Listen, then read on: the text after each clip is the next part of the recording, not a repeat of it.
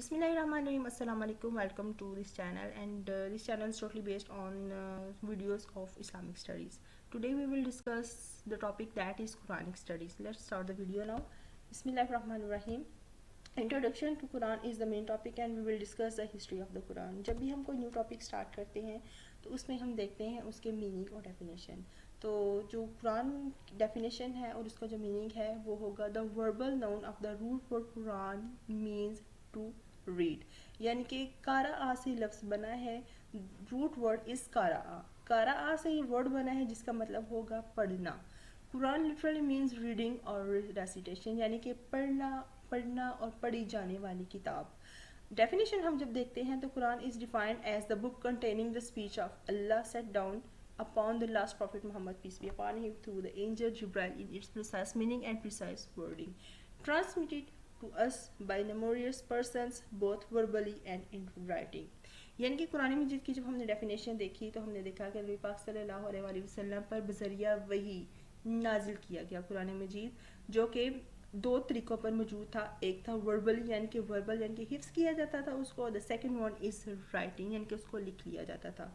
Intimate and unique protected by God from corruption, जो कि totally corruption से यानी कि तहरीफात से पाक था. इसकी हिफाजत का ज़िम्मा खुद अल्लाह ताला ने लिया था. कुरान मजीद में बाकायदा इस हवाले से एक आयत है सूरत हजर की, जो कि अल्लाह ताला ने फरमाया कि इन्ना नहनु नज़्ज़लना ज़िक्र व इन्ना लहु लहाफ़िज़ून, कि बेशक हमने इस ज़िक्र को नाजिल किया और हम ही इसकी हिफाजत करने वाले हैं.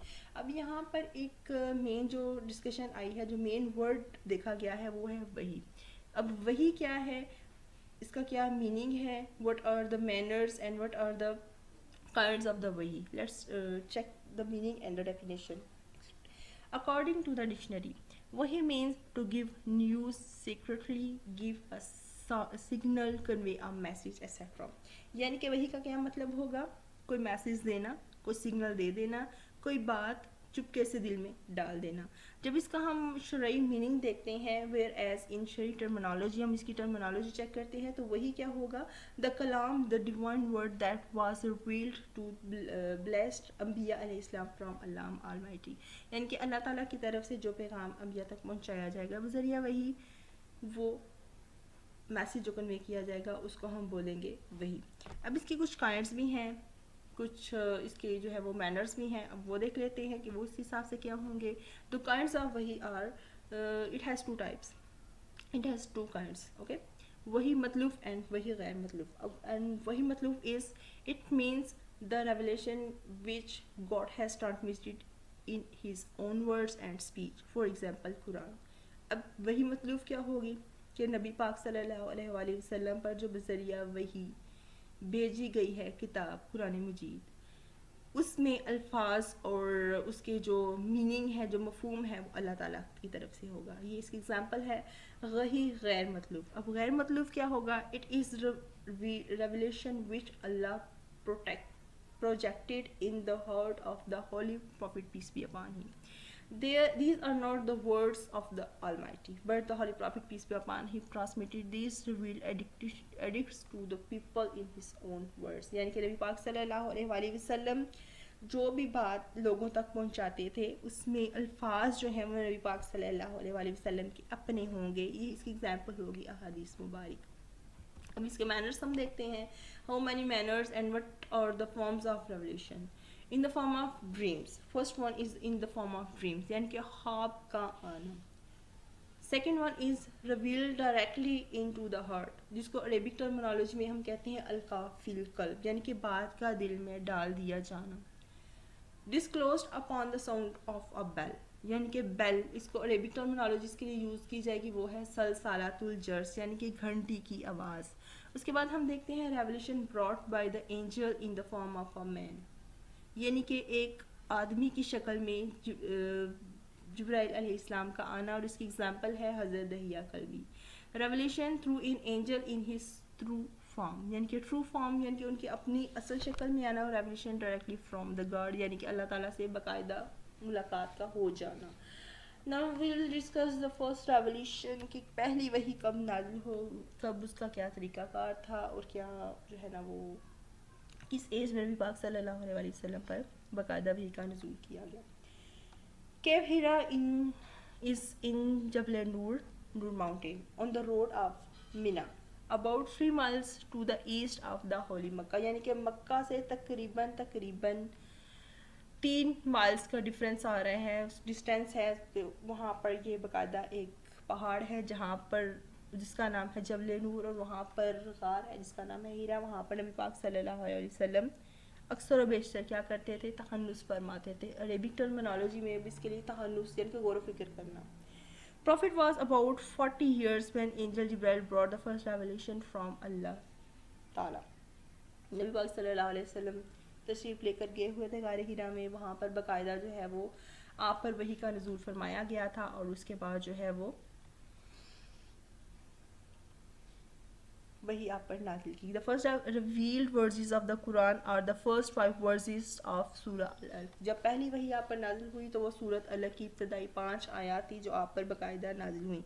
जैसे ही पहली वही का नज़ूल हुआ, नबी पाक सल्लल्लाहु अलैहि वसल्लम पर कब कभी तारी हुई। फिर आप हज़रत खदीजा के पास तशरीफ़ ले गए। हज़रत खदीजा को सारा माजरा बताया। वो आपको अपने चचाजाद भाई जो कि इब्रानी ज़बान के माहिर थे, वर्का बिन नौफल, उनके पास जब वो लेके गई है, and he told all the incident to Waraqa bin Naufal.